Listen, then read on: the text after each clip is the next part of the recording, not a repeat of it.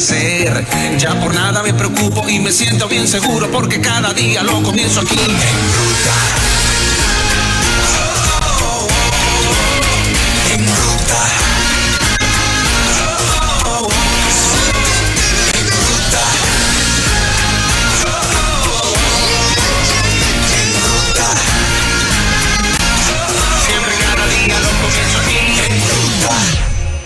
Señoras y señores, damas y caballeros, estamos en Ruta Nueva Vida 97.7 y estamos listos para el reto de los teólogos.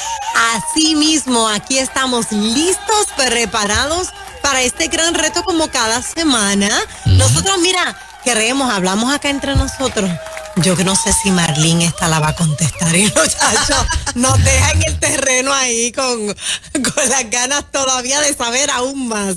Qué bueno, qué bueno. Buenos días, Moraima, Fernan, Juan Carlos, y buenos días a toda la audiencia que siempre está con nosotros, conectada al reto de los teólogos. Yes, qué bueno. ¿Por dónde arrancamos? Vamos a comenzar contigo. Contigo, Fernan. Sí. La pregunta tuya está interesantísima, me puso a trabajar, ¿sabes? Bueno, la verdad es que la pregunta la formulo de manera sencilla. Okay. José de Arimatea, ¿quién es? ¿Qué importancia tiene? ¿Y qué tal ese encuentro en el camino?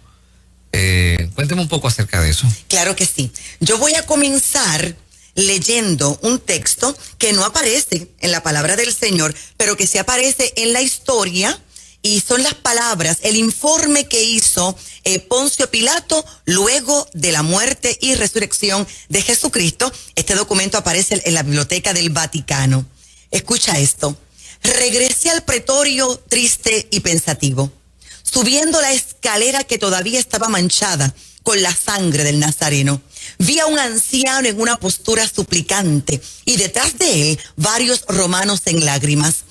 Él se echó a mis pies y lloró amargamente. Es doloroso ver a un anciano llorando, y como mi corazón estaba ya cargado de dolor, nosotros, aunque extranjeros, lloramos juntos. Y en verdad, las lágrimas estaban muy cerca, en algunos que yo distinguía entre la vasta multitud. Nunca yo había visto tal división de sentimientos de ambos extremos. Aquellos que le entregaron y le vendieron, aquellos que testificaron contra él, aquellos que exclamaron, crucifícale, crucifícale, su sangre sea sobre nosotros. Todos se fueron como cobardes y se lavaron sus dientes con vinagre. Como me han dicho que Jesús enseñaba una resurrección y una separación después de la muerte, si así es, yo estoy seguro que comenzó en esta vasta multitud.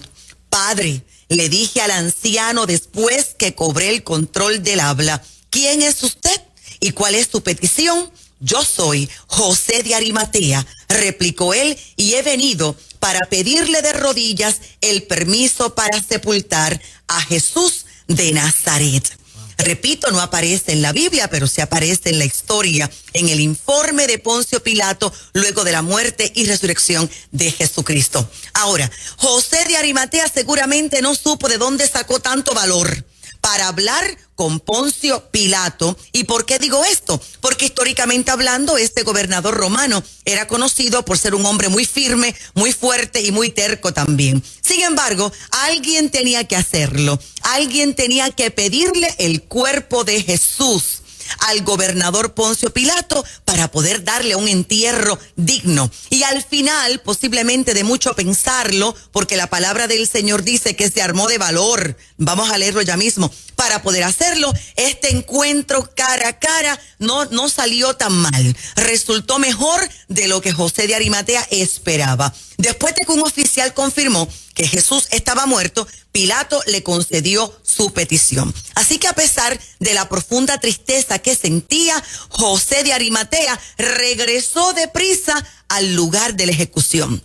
Lea de asignación, Marcos capítulo 15, versos 42 al 45. Ahora, ¿quién era José de Arimatea? ¿Qué relación tenía con Jesús de Nazaret? ¿Y por qué nosotros tenemos que mostrar mucho interés a esta historia? Bueno, el Evangelio de Marcos menciona que este hombre, José de Arimatea, era un miembro estricto estimable del consejo, así que era miembro del Santísimo Sanedrín. Y en este contexto, el consejo, pues obviamente solamente podía hacer referencia al Sanedrín, el Tribunal Supremo y el Consejo Administrativo Central Judío. Lea de asignación Marcos capítulo 5, verso 1 y 43.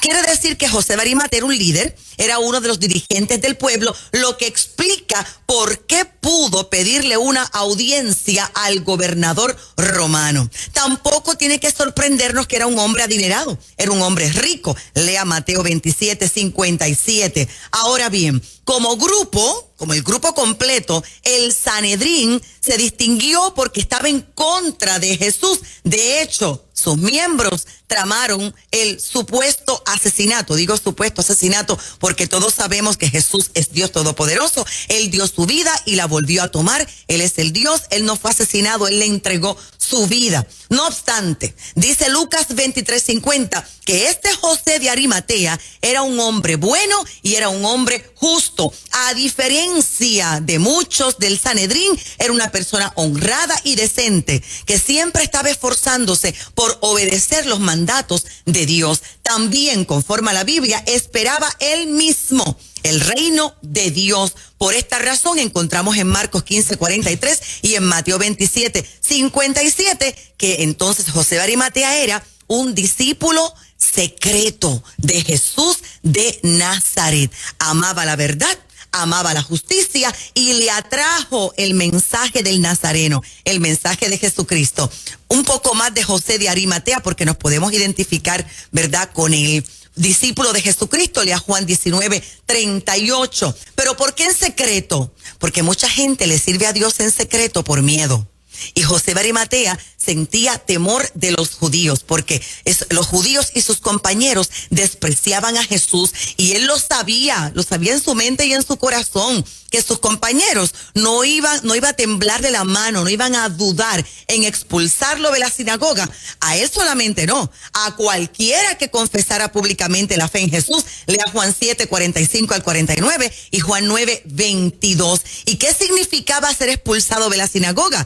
Ser despreciado, ser rechazado, ser marginado por la gente que él quería, por la gente que él amaba. ¿Cuánta gente hoy en el año 2021 no se atreve a levantar la mano públicamente y decir, yo le sirvo a Jesús? Decirlo en su familia, decirlo en su trabajo, porque le tienen miedo al rechazo, miedo al desprecio. Y por esto José de Arimatea no se atrevía abiertamente a decir que él era discípulo de Jesús, que lo amaba, que tenía fe en él, porque iba a perder posición y prestigio. Rapidito, según Juan 12:42, hasta de los gobernantes, que muchos realmente pusieron su fe en Jesús, y los fariseos, que tampoco, la mayoría, no creían en Jesús y no le confesaban, tenían miedo de ser expulsados de la sinagoga. Ejemplo de uno de ellos, Nicodemo, que formaba parte del Sanedrín. Lea Juan 31:10 también. Ahora, José de Arimatea sí era su discípulo, solo que no se atrevía a declararlo abiertamente. Y finalmente se armó de valor. Dice Marcos 15:43, cobrando ánimo. Un hombre que tenía miedo, un hombre que perdió la fuerza. Dice la Biblia que cuando vio a Jesús allí, crucificado, sabiendo que la sentencia era que ese cuerpo tenía que quedarse allí por dos razones: uno, para evitar revueltas; otro, para que los animales lo devoraran. Cobrando ánimo, entró ante la presencia de Pilato y pidió el cuerpo de Jesús. Así que tenemos la impresión que José de Arimatea estuvo a los pies de la cruz, que presenció la ejecución, porque supo de la muerte de Jesús antes que Pilato mismo. Porque cuando José de Arimatea llega donde Pilato pide información. Tan rápido se murió Jesús, tan rápido. Y ahora vemos a José de Arimatea buscando ayuda. Él compró la sábana blanca. Allí tomaron el cuerpo de Jesús de Nazaret, lo envolvieron en la sábana blanca. Él tenía una tumba nueva, una tumba que estaba allí en la pared, como si fuera una cueva, y allí José de Arimatea le prestó la tumba a Jesús de Nazaret. Y los 4 evangelios hablan de él y hablan, Fernán, de este relato, cómo bajaron el cuerpo de Jesús del madero. Lea Mateo 27, 59 al 61, Marcos 15, 46, Lucas 23, 53 y Juan 19, versos 38 al 40.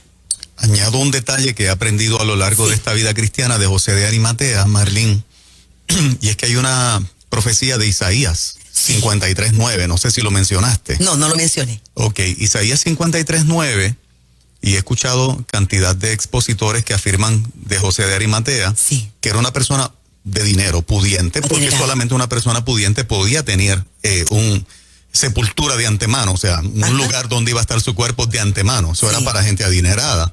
Y fíjate qué interesante la profecía de Isaías 53:9. Se dispuso con los impíos su sepultura, pero con el rico fue en su muerte.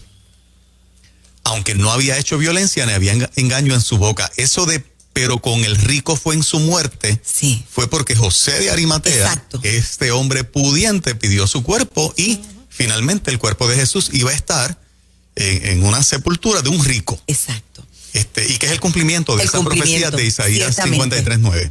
No sé si lo habías escuchado, me imagino que sí. Sí, claro, por supuesto. No, hay mucho que hablar de José de Arimatea y se la prestó por poquito tiempo. Al tercer día resucitó. Y siempre rapidito, fue rápido, un préstamo rapidito. Sí. Pero Juan Carlos, Fernán y Moraima y hermosos hermanos que están en sintonía, Dios mío, siempre me he puesto a pensar en este honor, en este privilegio de que en esa tumba donde Jesús resucitó, porque fue allí que se dio la resurrección, Dios mío, la piedra fue removida, en ese mismo lugar donde Jesús puso la espalda, en ese mismo lugar posteriormente José de Arimatea colocó la suya. Qué privilegio, qué impresionante, impresionante. Me pongo a pensar entonces en el detalle de que si era un discípulo en secreto, ¿cuántos discípulos en secreto tenía Jesús? Muchos. ¿Verdad? Yo creo que muchos.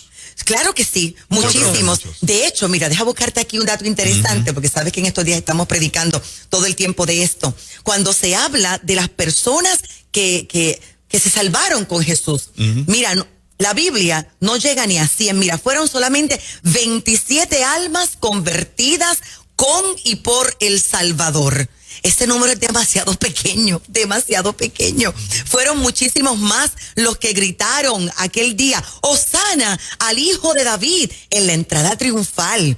Fueron, mira, 36 milagros que aparecen registrados en las Sagradas Escrituras, hechos personalmente por Jesús de Nazaret. Así que yo creo que había muchísimos que creyeron en él en secreto, solo que por alguna razón, entre ellos el miedo al desprecio, como José de Arimatea, el miedo a ser expulsados, no confesaban la fe. Pero un detallito para terminar, es que está ocurriendo en el año 2021 aquí en Puerto Rico, ¿verdad? Lo que Juan Carlos dice constantemente, ¿verdad? Que los buenos somos más. No, en Puerto Rico somos muchísimos más los creyentes. La pregunta que nos tenemos que hacer es, ¿por qué el silencio? ¿Por qué calladitos? Pues yo creo que por las mismas razones que José de Arimatea, por miedo al rechazo, miedo a la contienda, miedo a perder empleos, miedo al que dirán. Por eso dije al principio, tenemos muchos que pensar en José de Arimatea porque muchísimos pueden identificarse con él. Excelente. Qué lindo. Quedan 2 preguntas en el tapete. ¿Quién continúa? Vamos con Moraima, porque es una pregunta que se conecta muchísimo con la pregunta de Fernán de José de Arimatea. Es una pregunta conmovedora. Ok, sí, es muy conmovedora. Marlene, yo he estado pensando durante todos estos días cuál sería ese momento crucial, ese momento más difícil para Jesús. Él fue negado, fue vendido, calumniado, herido. Yo no sé por qué se me venía a la mente el encuentro de cuando estaba en la cruz, con la mirada de María, Dios. Y uno piensa en eso y quiere llorar otra vez. Quiere llorar otra vez. Otra vez. Quiere llorar otra vez. Entonces yo decía, ¿cuál habrá sido ese momento clave que fue el más duro o que es considerado uno de los más duros para él? Sí, es difícil. Esa pregunta de Moraima es tan y tan difícil porque todo fue duro para él. Mira, Jesús sufrió primeramente allá en el Getsemaní, orando al Padre. Una enorme, y me parece que la palabra enorme es una palabra todavía pequeña, una enorme tensión emocional y que de hecho se puede evidenciar a través de la hematoidrosis. Esto es un término médico, ¿verdad? Donde a causa de tanta tensión emocional se manifiesta, en lo físico, y ahora a través del sudor, por cuanto se rompen los capilares, con el sudor también sale sangre. Y ese fue el primer derramamiento de sangre que tuvo Jesús de Nazaret, y todavía nadie le había pegado, todavía nadie le había dado un latigazo. Aquello era un dolor profundo que él estaba sintiendo, hasta el extremo que se atrevió a orar así, porque es Dios, pero desde su humanidad dijo: Padre, todas las cosas son posibles para ti. Y le hace esta petición: aparta de mí esta copa. ¿Y a qué copa estaba haciendo referencia Jesús? Esto no fue algo poético, estaba haciendo referencia a la copa de la Pascua, la tercera, a la copa de la redención, porque allí en la Pascua, que históricamente decimos que fue un jueves, ¿verdad? Él probó había 5 copas. Se tomó la primera, la salvación, partió el pan, comió pan, se tomó la segunda de la libertad, y en la tercera él se puso de pies y se fue. Y allí en el Getsemaní oró así: aparta de mí esta copa. ¿Saben lo que significa esto en un lenguaje puertorriqueño, latinoamericano? No quiero ir a morir ahora, no quiero morir por ellos, no quiero ser crucificado, no quiero cargar la cruz, no quiero esto. Todas las cosas son posibles para ti, Padre, aparta de mí esta copa, pero que no se haga lo que yo quiero en este momento, que se haga lo que quieras tú. Y eso fue un momento extremadamente difícil. Jesús sufrió el abandono de sus más cercanos amigos, los discípulos. Si usted alguna vez que me está escuchando se ha sentido abandonado por alguien, usted puede entender el corazón de Jesús. Y ahora, después de toda esta tensión emocional, ahora viene el ataque físico. El fuerte castigo. A causa de Jesús surge una palabra que no existía, la palabra excruciante, dolor excruciante, un dolor que nosotros ni podemos imaginar.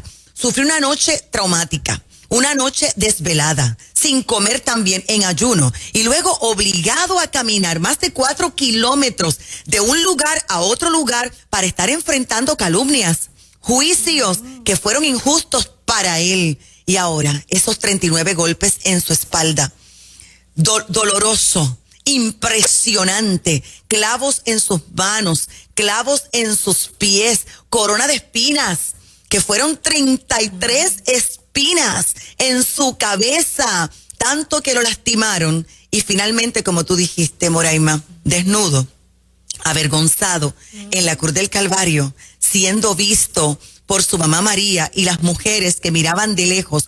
Todo fue difícil para Jesús de Nazaret, todo. Si me das a escoger de todo eso, me parece que el momento más duro fue la angustia, orando en el Getsemaní, y los 39 golpes en su espalda. Todo por amor a usted, por amor a mí. Esta es una linda semana para repasar todo ese sufrimiento. Si la gente pensara, Moraima, en todo este dolor, al momento de fallarle al Dios Todopoderoso, yo creo que no lo haría.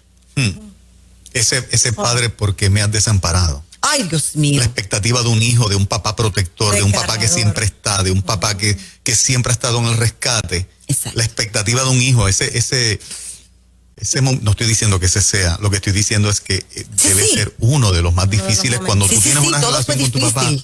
Todo fue difícil en él. Ese sentido de desamparo. Exacto. Impresionante. Desfigurado, completamente desfigurado. No, todo fue difícil para Jesús, todo, en tan pocas horas. Marlene, ya disfolquedo yo. Sí.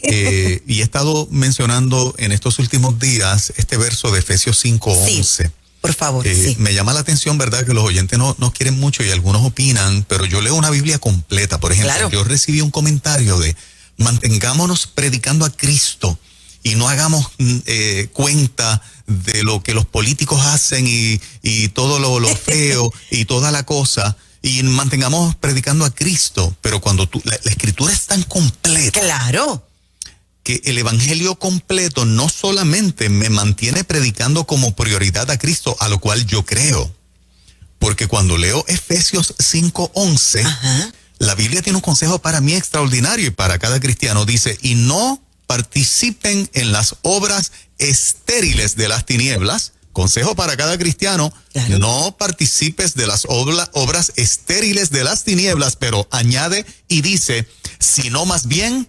desenmascárenlas. Estoy leyendo esta versión. O sea que la función mía como creyente no es solamente no participar de las obras de las tinieblas, es que las desenmascare. Exacto. Entonces, para yo desenmascarar las tinieblas, tengo que estar claro en cuál es mi función como creyente. Mi postura, claro. ¿Qué implica dentro de mi función principal de predicar a Cristo? La Biblia es la que me está instruyendo a mí, Juan.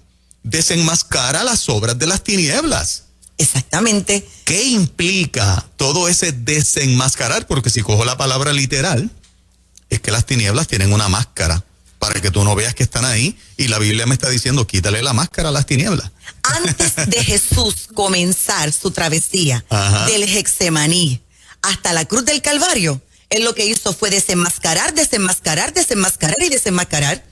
Lunes, mira, comenzó el domingo con lo que llamamos la entrada triunfal, pero ese lunes y ese martes, el miércoles hubo silencio, pero lunes y martes lo que Jesús hizo fue desenmascarar a los fariseos, enfrentar saduceos, herodianos, parábolas para desenmascarar a la gente. Mira, en esta semana también celebramos que Jesús entró al templo, se encontró con unos cambistas que estaban allí vendiendo y haciendo lo incorrecto. Jesús tomó las mesas, las volcó, gritó, la casa de mi padre, casa de oración será llamada, los desenmascaró. Jesús a través de sus parábolas, porque que muchas parábolas dijo durante esta semana, como que Jesús tenía prisa de desenmascarar tantas cosas y enseñarle tantas cosas a los discípulos. No podemos, como dice Juan Carlos, separar una cosa de la otra. Para esto Jesús vino, para desenmascarar.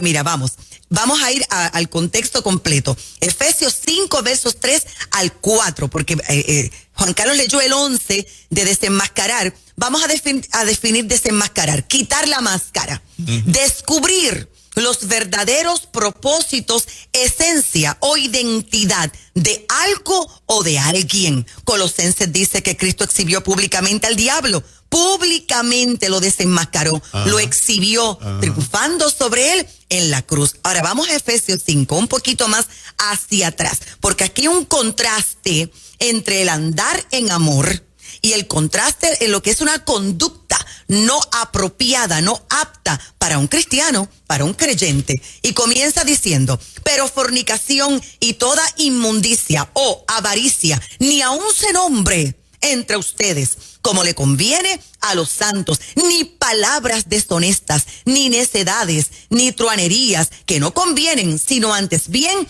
acciones de gracias. Mira lo que dice aquí el apóstol Pablo. El apóstol Pablo está agrupando unas ideas y dice que de esto ni se nombre, ni se hable entre ustedes. Y habla de fornicación, que es porneia o pernoia, que es una amplia palabra, una palabra enorme para hablar de todo tipo de pecado sexual. Habla de inmundicia, otra palabra sumamente amplia para hablar de un comportamiento moral sucio. Habla de necedades, el mismo sentido de injusticia. Habla hasta de un humor que nada tiene que ver con los principios de Jesucristo. Habla de palabras deshonestas. Y ahora dice las consecuencias. Dice, porque sabéis esto, Efesios 5, 5 al 7.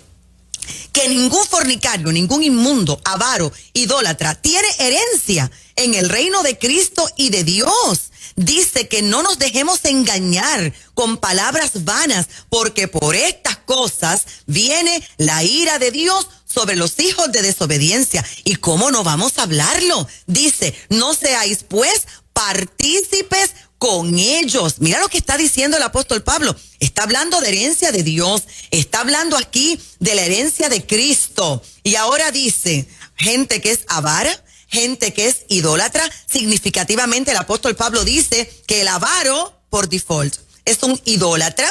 Dice que nadie nos engañe con palabras vanas. ¿Y cómo nosotros podemos contribuir como líderes y ministros de Jesucristo a que un pueblo no sea engañado?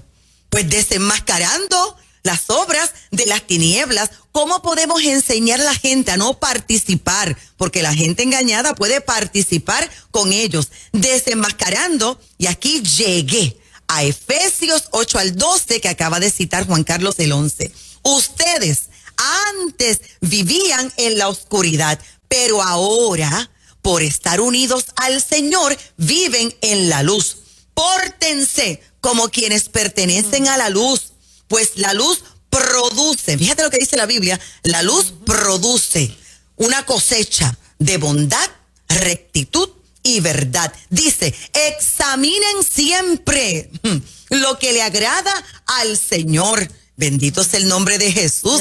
Y cómo la gente va a examinar si nosotros como líderes y a través de los medios masivos de comunicación no exponemos el ángulo que otros medios de comunicación secular no exponen por desconocimiento o porque no lo quieren exponer. Dice aquí la Biblia, esto es Biblia, no compartan la conducta estéril de los que son de la oscuridad, más bien sáquenla a la luz, pues hasta vergüenza da hablar todo lo que ellos hacen en secreto. Así que nosotros antes éramos tinieblas, pero ahora somos luz. Tenemos que conducirnos como le conviene a los santos, dijo el apóstol Pablo, y tenemos que tocar todo tipo de temas. Lo último, Ferna, Moraima, Juan Carlos, audiencia, lo último. A ver. Es que Apocalipsis y aún el escudo de Puerto Rico, lo voy a mencionar porque ya 2 personas me han dicho, yo recuerdo cuando usted explicó el escudo de Puerto Rico,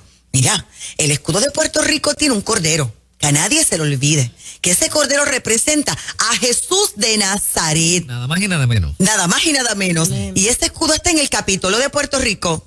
Y ese escudo también está en Fortaleza. Ese escudo está en los documentos oficiales.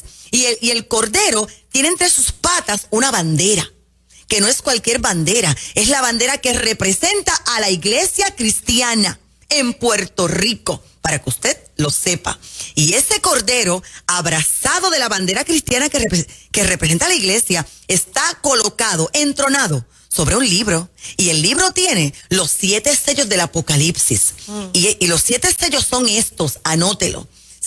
La educación, el gobierno, la economía, las familias, los medios masivos de comunicación, artes y religión. ¿Qué dice el cordero el escudo de Puerto Rico? Que Cristo, que es el cordero, abrazado de la iglesia, que somos nosotros, se entronan sobre el gobierno de Puerto Rico, sobre el sistema de educación de Puerto Rico, sobre cada familia de Puerto Rico. Atención al departamento de la familia. El cordero se entrona, lee Apocalipsis 5.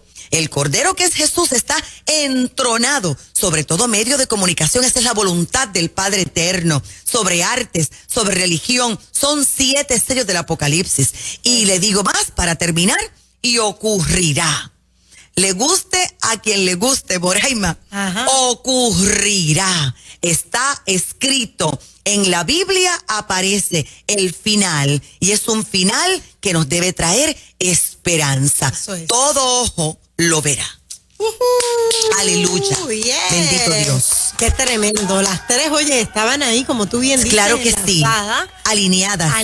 Como casi siempre, Moraima, ¿verdad? Casi siempre el nos Espíritu ocurre, Santo en y control. No lo consultamos ni nada. En lo absoluto. Qué bueno, tremenda enseñanza, Fernan. Bueno, y yo creo que esto es un contenido tan poderoso que puede ser un regalo de Semana Santa para cantidad de gente. Sí. Envíaselo a todo el mundo. Compártelo. Pueden buscarlo en las redes sociales de Nueva Vida y también en las plataformas de la pastora Marlene. Claro que sí. Esta semana estamos todas las semanas celebrando a Jesús en nuestra iglesia en Ponce. Estuvimos el domingo en 2 servicios, estuvimos el lunes, ayer martes, esta noche 7 de la noche, mañana jueves 7 de la noche, viernes santo 10 de la mañana, sábado 10 de la mañana y domingo cerramos con resurrección, domingo 9:30 de la mañana y 2 de la tarde. Para más información, llámenos al 787-644-2544. No olvide que estamos promocionando nuestra cuarta obra literaria, Trasiego de Gloria, con las diferentes glorias del Señor. Llámenos hoy al 787-644-2544 y visite y suscríbase a nuestro canal de YouTube, que estamos constantemente colocando enseñanzas y enseñanzas de la palabra del Señor. Canal de YouTube, asimismo, Marlene Arroyo. Qué bueno, Pastora, excelente. muchas gracias. Gracias a Un ustedes. abrazo, feliz Claro semana. que sí, bendecida. 9:32, Puerto Rico, estás